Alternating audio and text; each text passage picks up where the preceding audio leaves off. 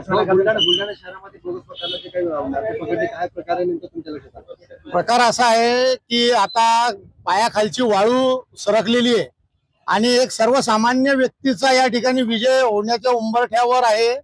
त्यामुळे इथला स्थानिक व्यक्ती जो नेहमी अशाच भानगडी करतो, मागच्या वेळेस 841 मतांनी निसटता विजय झाला आणि तोही बोगस मताचा विजय झाला। आणि आज रोजी सुद्धा हाच प्रकारे घाटाखालचे काही गाव आहेत, आव्हा असेल, थड असेल, दहीगाव असेल, या ठिकाणाहून क्रुझर भरून एक बोगस मताचा कारभार या ठिकाणी चालवलेला आहे। काही गाड्या ह्या राजूर घाटातून येत आहेत तर काही गाड्या ह्या देवघाट मार्गे येत आहे। पोलीस प्रशासन याच्यावर कुठल्याच प्रकारचा गंभीरता घेत नाही आणि लोकशाहीला काळीमा फासण्याचं हे काम या ठिकाणी आता होत आहे। आम्ही पोलीस प्रशासनाला तसा निवडणूक विभागाला या बाबतीत माहिती दिली, ठाणेदार साहेबांनाही सुद्धा या ठिकाणी सांगितलं, परंतु या ठिकाणी जे जे काही बोगस मतं येत आहे हे लोकांना थांबवण्याचं काम आमचे कार्यकर्ते निश्चित करतील।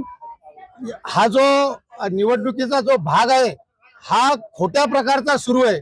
एकीकडे मतचोरी हा विषय चालू आहे आणि बुलढाण्यामध्ये बोगस मतदान करण्याचा घाट घातलेला आहे। तरी ही जनता सुज्ञ आहे, यांनी कितीही बोगस मतदान केले तर निश्चित हा विजय महाविकास आघाडीचाच विजय होणार आहे। नाही, आम्ही मोबाईलवरून त्यांच्याकडे तक्रार केली, जे निवडणूक अधिकारी आहे त्यांच्याकडे सुद्धा तक्रार केलेली आहे।